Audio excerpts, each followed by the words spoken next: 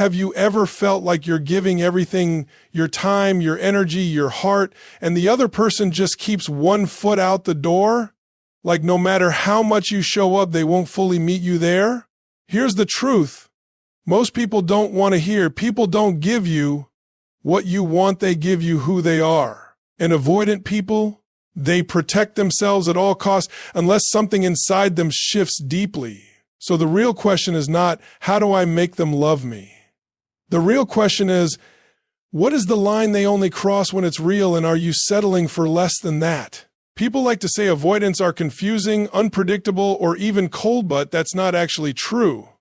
What looks like confusion from the outside is usually consistency driven by deep internal patterns. Every human being operates from a set of emotional habits shaped by past experiences, beliefs, and survival strategies. Avoidant individuals are no different. They are not randomly pulling away, sending mixed signals for no reason. They are responding exactly the way they've trained themselves to respond over time. At their core, avoidants prioritize emotional safety above everything else. Not happiness, not connection, not even love safety. And once you understand that, their behavior starts to make sense. When things begin to feel too intense, too close, or too emotionally demanding, their system interprets that as risk. It doesn't matter if the relationship is healthy or if the other person has good intentions. Their mind and body are wired to protect them from vulnerability because at some point in their life, vulnerability felt unsafe. So instead of leaning in when things get deeper, they lean out. Instead of expressing their emotions freely, they suppress them. Instead of depending on someone, they create distance to maintain control. From the outside, this can feel like rejection, inconsistency, or lack of care. But from their perspective, it's self-protection. They're not necessarily trying to hurt anyone, they're trying to avoid getting hurt themselves. This is where many people, especially those who are naturally empathetic, get stuck. They assume that if they just love more, give more, or prove their loyalty enough, the avoidant person will eventually open up. But that approach misunderstands the pattern entirely. You can't love someone out of a defense mechanism they built long before you existed. Their behavior isn't a reaction to your worth, it's a reflection of their internal programming. Avoidants tend to follow predictable cycles. In the beginning, when things are light and there's no pressure, they can appear fully present, engaged, even deeply interested. But as emotional intimacy increases, something shifts. They may start to withdraw, become less responsive, or create subtle distance. It's not because their feelings disappeared overnight, it's because the relationship is crossing into territory that triggers their need for control, independence. And here's the key insight: consistency doesn't always look like closeness. For avoidance, consistency often looks like repeated distancing. If you step back and observe without emotion, you'll notice patterns. When things get close, they pull away. When there's space again, they may return. This push-pull dynamic isn't random, it's a loop driven by their internal need to balance connection with safety. Understanding this doesn't mean you excuse the behavior or accept less than you deserve. It means you stop personalizing it. When you take it personally, you start questioning your value. You wonder what you did wrong, why you weren't enough, or how you can fix it. But this isn't about being enough. It's about recognizing that you're interacting with someone whose emotional operating system is built differently. Real change for an avoidant doesn't come from external pressure, it comes from internal awareness. They have to recognize their own patterns, confront their fear of vulnerability, and consciously choose to respond differently. That kind of shift doesn't happen because someone else tries harder. It happens when they decide to grow. And this is where your power comes in. When you understand that people act from their core patterns, you stop chasing inconsistent behavior and start valuing consistent effort. You begin to ask better questions. Not how can I make them stay, but what are they consistently showing me? Not how do I get them to open up, but are they willing to do the work to grow? Because at the end of the day, patterns reveal truth, not words, not promises, not potential patterns. And when you learn to see those patterns clearly, you stop getting pulled into emotional confusion. You stop waiting for someone to become who they might be, and you start seeing them for who they are right now. That awareness is powerful. It doesn't just change how you see them, it changes how you show up. Instead of trying to manage their behavior, start managing your standards. Instead of overextending yourself, you create boundaries. And instead of losing yourself in the hope of what could be, you anchor yourself in what is real. Because once you truly understand that people act from their core patterns, you stop chasing mixed signals and you start choosing clarity. It's easy to be moved by words. A simple "I care about you," "I miss you," or "you mean a lot to me" can create a powerful emotional response, especially if you're already invested. Words have a way of painting a picture of what could be, and they often tap directly into hope. But here's the hard truth: words are the easiest part of love. They require no real risk, no sustained effort, and no accountability unless they are backed by consistent action. Anyone can say the right thing in the right moment. People say what feels good, what avoids conflict, or what keeps a connection alive without fully committing to it. That's why relying on words alone can pull you into a cycle of confusion. You hear something meaningful, you feel reassured, and then the behavior that follows doesn't match. That gap between what is said and what is done is where emotional uncertainty grows. Real love, the kind that actually transforms a relationship, is not built on statements, it's built on patterns of behavior. It shows up in what someone does repeatedly, especially when it's inconvenient or uncomfortable. When someone truly values you, it becomes visible in how they prioritize you, how they communicate, and how they handle challenges. There's a level of consistency that doesn't rely on mood or circumstance. Think about what it means to cross the line emotionally for someone who typically holds back. It's not about making grand declarations or dramatic promises. It's about showing up in ways that require vulnerability and effort. It's choosing to stay engaged even when things feel intense. It's being willing to have difficult conversations instead of avoiding them. It's making space for emotional honesty instead of hiding behind distance. Action creates clarity. Words can be interpreted in many ways, but behavior is much harder to misread. If someone says they care but disappears when you need them, the action speaks louder.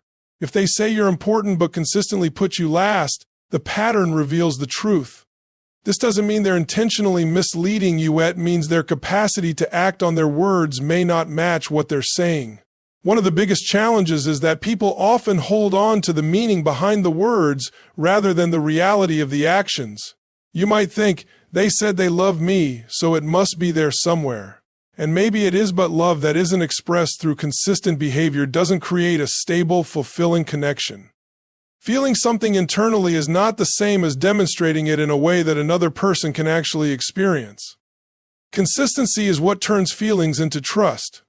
When someone shows up for you regularly, communicates openly, and follows through on what they say, it builds a sense of emotional security. You don't have to guess where you stand. You don't have to analyze every interaction. The relationship feels grounded because their actions align with their words. On the other hand, inconsistency forces you into a constant state of interpretation. You start reading between the lines, overanalyzing messages, and trying to decode what they really meant. That kind of mental and emotional effort drains your energy and pulls you away from a simple question: what are they actually doing? It's also important to recognize that effort is not measured by intensity, it's measured by reliability. A big emotional moment or a dramatic gesture might feel powerful, but if it's followed by absence or withdrawal, it doesn't create stability. Small, consistent actions, checking in, being present, following through, carry far more weight over time. They show that someone is not just feeling something in a moment, but choosing to invest in the relationship continuously.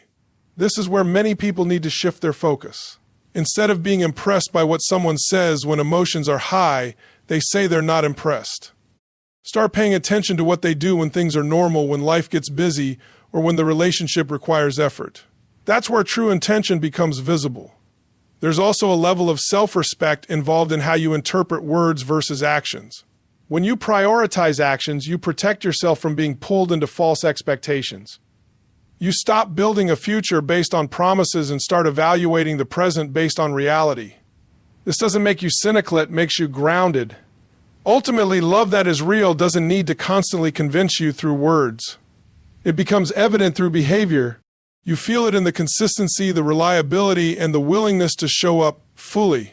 And when you start valuing that kind of evidence over empty reassurance, you create space for a connection that is not just spoken but lived. There is a moment in every connection where things shift from surface-level comfort into something deeper, something more real, and for someone who is used to keeping emotional distance, that moment feels like standing at the edge of a cliff. It's no longer about enjoying time together, sharing laughs, or keeping things light. It becomes about being seen fully and honestly without the safety of control. That's where emotional risk begins. For someone who has built their identity around independence and self-protection, vulnerability is not natural, it's threatening. It means letting someone see the parts they usually keep hidden, their fears, their insecurities, their doubts, and their past wounds. It means giving another person the ability to affect them emotionally in a way they can't easily manage or shut down.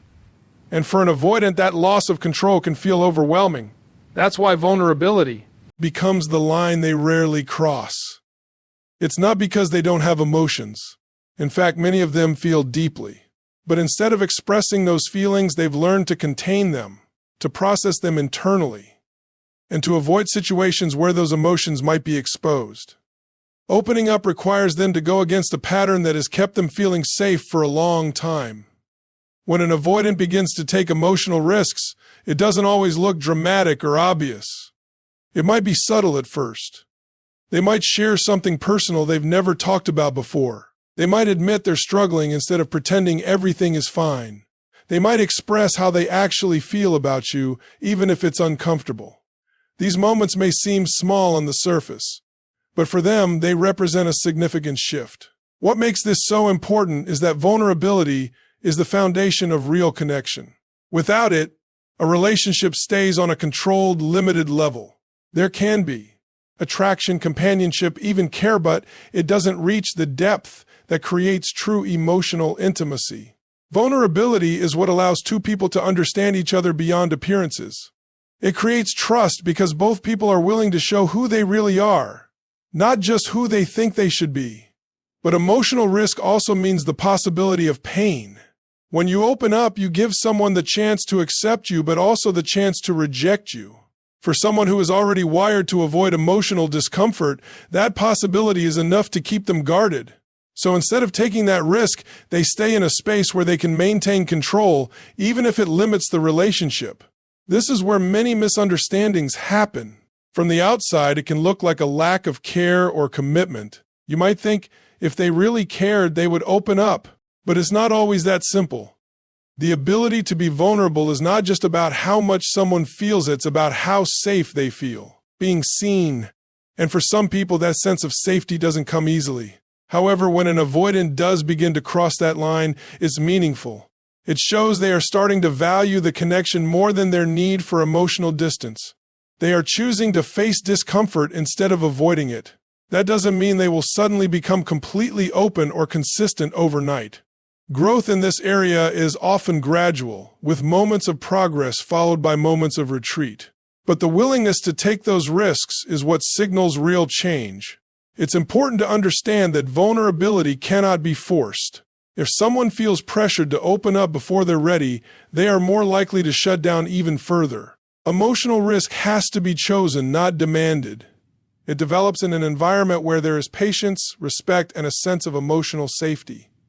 At the same time, recognizing vulnerability as the line doesn't mean waiting indefinitely for someone to cross it. There's a difference between someone who is slowly learning to open up and someone who consistently avoids any form of emotional depth. One shows movement, even if it's small. The other remains in the same pattern, regardless of time or effort. When you start paying attention to emotional risk, you shift your focus from surface-level interactions to meaningful signals. You begin to notice whether someone is willing to step outside their comfort zone, whether they are allowing themselves to be seen, and whether they are engaging with the relationship on a deeper level. Because in the end, real love is not just about feeling something, it's about being willing to risk something. And for someone who has spent their life avoiding that risk, crossing that line is one of the clearest signs that what they feel is real enough to face the fear they've always tried to avoid. One of the most overlooked truths in relationships is that behavior is shaped by what is allowed, tolerated, and reinforced over People don't just decide in isolation how they will treat you, they learn it through interaction. Every time you respond to someone's actions, whether consciously or unconsciously, you are sending a message about what is acceptable and what is not. That message becomes part of the dynamic, and over time it forms a pattern. When someone gives inconsistent effort and still receives the same level of care, they are providing equal value, attention, and availability in return. There is no incentive for them to change. In fact, the opposite happens. The inconsistency becomes normalized, not because the person is intentionally trying to take advantage, but because the relationship has adjusted to that level of effort. What you continue to accept quietly becomes the standard. This is especially important for people who are naturally empathetic. When you feel deeply and care easily, your instinct is often to give more when something feels off. If someone pulls away, you try harder to bring them closer. If they become distant, you increase your effort to reconnect. From your perspective, this feels like love, patience, and understanding. But from a behavioral standpoint, it can unintentionally reinforce the very dynamic that's causing the imbalance. Instead of the other person stepping up, they may come to rely on your consistency to carry the relationship. They learn, without it ever being spoken, that even if they withdraw or show minimal effort, the connection will still be there waiting for them. Over time, this creates a one-sided pattern where one person is investing emotionally while the other remains comfortable doing less. Teaching people how to treat you doesn't mean controlling their behavior. It means being clear through your actions about what you will and will not continue to engage with. Boundaries are not about telling someone else what to do. They are about deciding what you will do in response. If someone consistently shows up halfway, the boundary is not to demand more from. It's to stop overextending yourself to fill the gap. This can feel uncomfortable at first, especially if you are used to being the one who maintains the connection. There is often a fear that if you pull back, the relationship might fade or disappear. And sometimes that does happen. But what that reveals is important. It shows whether the connection was mutual or whether it depended entirely on your effort to sustain it. Boundaries also shift the dynamic from emotional reaction to intentional choice. Instead of responding based on how you feel in the moment, trying to fix, reassure, or compensate, you begin to respond based on your standards. You ask yourself not just what do I feel, but what do I deserve to experience consistently? That shift changes the entire tone of the relationship. Another key part of this is recognizing that overgiving does not create balance, it creates dependency. When one person consistently gives more, the relationship doesn't naturally even out over time. It stabilizes at the level where one person carries the emotional weight. The more you give without receiving, the more that pattern becomes ingrained. This doesn't mean you stop being caring or supportive. It means you align your effort with what is being reciprocated. When someone shows up with genuine presence, you meet them there. When they pull back or become inconsistent, you don't chase or compensate, you maintain your own level of stability. This creates space for the other person to either step up or reveal that they are not willing to. There is also a deeper level of self-respect involved in this process. When you consistently accept less than what you need, it sends a message not just to the other person but to yourself. It reinforces the idea that your needs are secondary, that your role is to adjust rather than to be met halfway. Over time, this can erode your sense of value within the relationship. On the other hand, when you begin to set and maintain boundaries, even in small ways, you reinforce a different message. You communicate both internally and externally that your time, energy, and emotional investment have value. You stop negotiating with inconsistency and start aligning with clarity. The most important thing to understand is that change in a relationship doesn't come from asking someone to be different. It comes from changing what you participate in. When you stop reinforcing a pattern, the dynamic has to shift. The other person will either adjust to meet the new standard or remain where they are, making the reality of the situation clear. In the end, teaching people how to treat you is not about confrontation or control. It's about consistency in your own behavior. It's about choosing not to reward what doesn't align with your standards and choosing to invest where there is mutual effort. And when you do that, you move from a place of hoping for change to a place of creating clarity where the relationship either grows in a healthier direction or reveals that it cannot.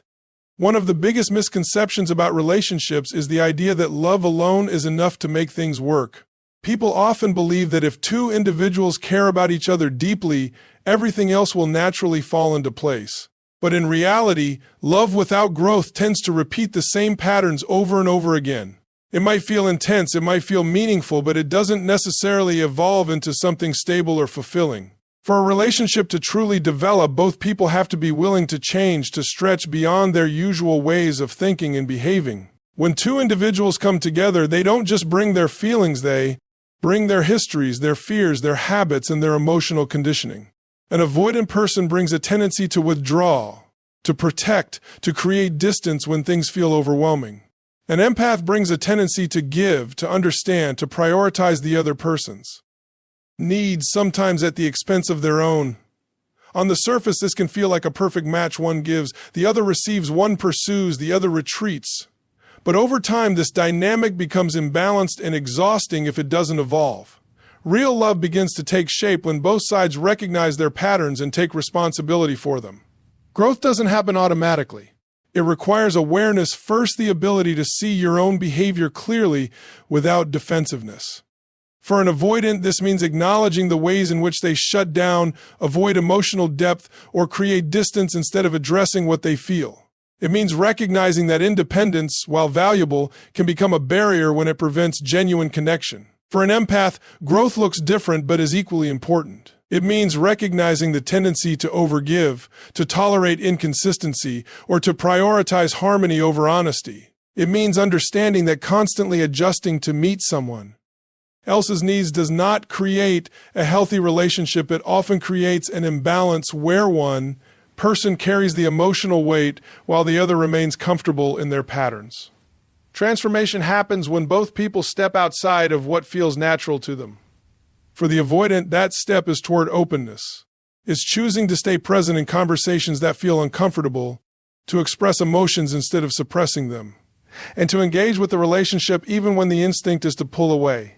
It's not about becoming a completely different person overnight. It's about making small, consistent choices that move toward connection rather than away from it. For the empath, the step is toward restraint and self-respect. It's choosing not to fill every gap, not to chase every moment of distance, and not to overextend in the hope of creating closeness. It's learning to sit with discomfort without immediately trying to fix it, and to allow the other person to meet them halfway. It's also about setting boundaries not as a form of punishment, but as a way of maintaining balance and protecting their own emotional well-being. This mutual growth creates a new kind of dynamic. Instead of one person constantly reaching and the other constantly retreating, both begin to meet in the middle. The avoidant becomes more available and the empath becomes more grounded. The relationship shifts from a cycle of imbalance to a space where both individuals contribute equally to its stability. It's important to understand that growth is not always comfortable. In fact, it often feels unnatural at first. When you go against patterns that have defined your behavior for years, there is resistance. An avoidant may feel exposed or overwhelmed when they try to open up. An empath may feel anxious or uncertain when they stop overgiving. But these feelings are part of the process. They signal that something is changing. What matters is consistency in that effort. Growth is not about a single moment of change. It's about repeated choices over time. It's about showing up differently, even when it's difficult, and gradually building new patterns that support a healthier connection. Without that consistency, the relationship tends to fall back into its old habits, no matter how strong the feelings are. Another key aspect of growth is willingness. Both people have to want to evolve, not because they are being forced to, but because they recognize the value of the relationship and the importance of becoming better partners. If only one person is doing the work, the imbalance remains. One-sided growth cannot sustain a relationship long-term. Ultimately, real love is not just about how two people feel about each other, it's about how they grow with each other. It's about the willingness to face personal limitations, to challenge old patterns, and to create something healthier together. When both individuals commit to that process, the relationship becomes more than just an emotional experience. That becomes a space for transformation, where both people are not only connected but also evolving into stronger, more aware versions of themselves. One of the most common traps people fall into is becoming attached not to what a relationship is, but to what it could be. There's a powerful emotional pull in seeing someone's potential, their good moments, their hidden depth, the glimpses of who they might become if everything aligned. Those moments can feel so real, so promising, that it becomes easy to build a vision of the future around them. But potential is not reality. It's an idea, a possibility, and most importantly, it's something that may never fully materialize. When you focus on potential, you begin to fill in the gaps yourself. If someone is inconsistent, you tell yourself they'll become more stable with time. If they struggle to communicate, you believe they'll open up once they feel safe enough. If they hold back emotionally, you assume that deeper feelings are there, just waiting for the right moment to be expressed. While these beliefs can feel hopeful, they often lead to a situation where you are relating not to the person as they are, but to the version of them you imagine. This creates a disconnect between expectation and experience. You hold on to the idea of what the relationship could become, while the actual experience continues to fall short. Over time, this gap can become exhausting. You find yourself waiting, analyzing, and justifying behavior that doesn't align with what you truly want. Instead of asking whether the relationship is meeting your needs now, you keep investing based on what it might become later. Reality, on the other hand, is grounded in patterns. It's not about isolated moments or emotional highs, it's about what happens consistently over time. How does this person show up in your life on a regular basis? How do they handle communication, commitment, and emotional presence? Do their actions create a sense of stability, or do they leave you uncertain? These are the questions that reveal the truth of a relationship, not the occasional moments that give you hope. Choosing reality means paying attention to what is actually being demonstrated, not what is being promised or implied. It requires a shift in focus from imagination to observation. Instead of interpreting intentions, you start evaluating behavior. Instead of holding on to words, you look at follow-through. This doesn't mean you ignore the positive aspects of a person, it means you place them in context. A few meaningful moments cannot outweigh a consistent pattern of absence or inconsistency. There is also a deeper emotional challenge in letting go of potential. When you've invested time and energy into a connection, it's hard to accept that it may not become what you hoped for. Letting go of potential can feel like giving up on something that hasn't fully had a chance to develop. It can feel like you're walking away from something meaningful. But in many cases, what you're really walking away from is the expectation, not the reality. Holding on to potential often keeps you in a cycle of waiting. You wait for the other person to change, to realize what they have, to become more available or more consistent. During that time, you may put your own needs on hold, telling yourself that patience will eventually be rewarded. But time alone doesn't create change, action does. And if the other person is not actively working toward growth, the pattern is likely to remain the same. Choosing reality is an act of clarity and self-respect. It means being honest about what you are experiencing, even when that truth is uncomfortable. It means acknowledging when something is not meeting your needs rather than minimizing or explaining it away. This kind of honesty can feel difficult at first because it removes the comfort of possibility, but it also removes confusion. When you ground yourself in reality, you stop chasing clarity and start seeing it. You no longer have to guess where you stand because the patterns make it clear. You can make decisions based on what is actually happening rather than what you hope will happen. This creates a sense of stability within yourself regardless of what the other person chooses to do. It's also important to recognize that choosing reality doesn't mean rejecting growth or change altogether. People can and do evolve. But real growth is visible. It shows up in consistent effort, in changed behavior, and in a willingness to move beyond old patterns. When you see that kind of change, it's no longer just potential, it becomes part of reality. Ultimately, the difference between potential and reality is the difference between hope and evidence. Hope can inspire you, but it can also keep you stuck if it's not grounded in what is actually happening. Evidence, on the other hand, gives you something solid to stand on. It allows you to make decisions that align with your well-being rather than your expectations. When you learn to choose reality over potential, you reclaim your time, your energy, and your emotional clarity. You stop investing in what might be and start aligning with what is. And in doing so, you create space for a connection that doesn't need to be imagined into something more because it already meets you where you are. Consistently and genuinely.